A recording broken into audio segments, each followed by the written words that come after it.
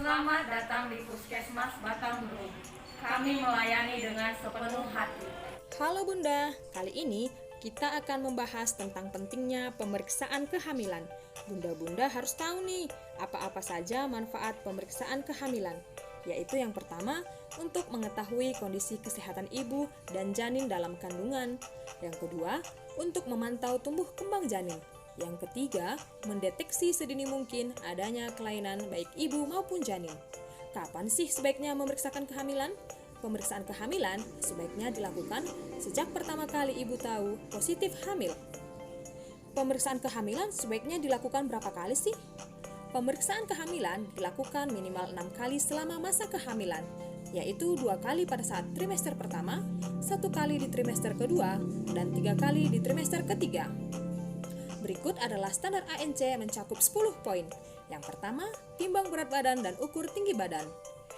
Menimbang berat badan setiap pemeriksaan bertujuan untuk memperkirakan pertumbuhan janin, sedangkan pengukuran tinggi badan pada awal pemeriksaan bertujuan untuk mendeteksi CPD atau panggul sempit.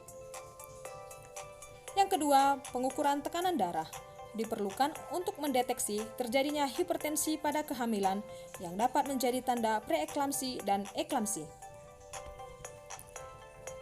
Yang ketiga, menilai status gizi ibu dengan pengukuran lingkar lengan atas atau lila. Pengukuran lila diukur pada saat pemeriksaan pertama kehamilan. Bila lingkar lengan atas ibu kurang dari 23,5 cm, maka ibu tergolong kek ataupun kekurangan energi kronis, maka ibu beresiko melahirkan bayi berat badan lahir rendah.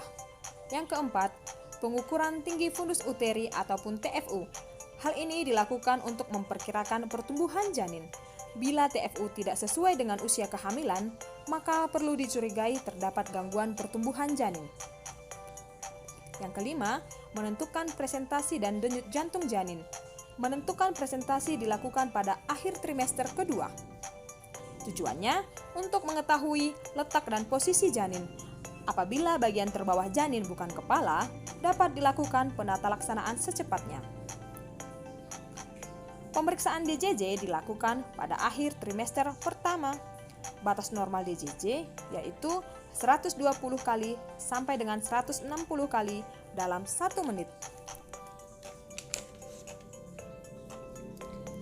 Yang keenam, screening status imunisasi TT ataupun tetanus toksoid. Imunisasi TT dapat mencegah terjadinya tetanus neonatorum ataupun kejang pada neonatus. Ibu setidaknya sudah harus berstatus T2 agar mendapat perlindungan.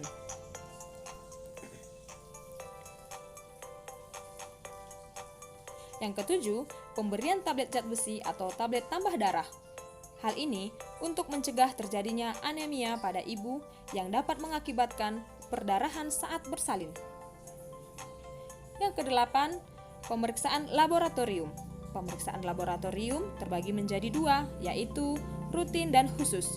Pemeriksaan rutin ialah pemeriksaan yang wajib dilakukan ibu pada masa hamil, yaitu golongan darah, hemoglobin dalam darah, dan pemeriksaan spesifik daerah endemis ataupun epidemis seperti malaria, HIV, dan lain-lain.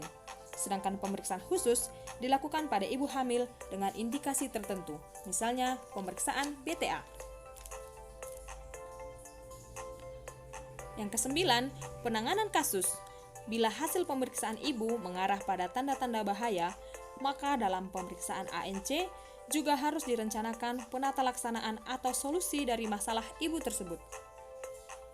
Yang kesepuluh, konseling atau memberikan KIE pada ibu terkait hal-hal yang perlu diketahui, seperti kesehatan ibu, perilaku hidup bersih dan sehat, keluarga atau suami dalam mendampingi ibu, tanda bahaya kehamilan, persalinan, dan nifas, asupan gizi seimbang, inisiasi menyusui dini ataupun IMD, ASI eksklusif, dan KB pasca persalinan. Nah, itu tadi penjelasan mengenai pentingnya pemeriksaan kehamilan. Terima kasih.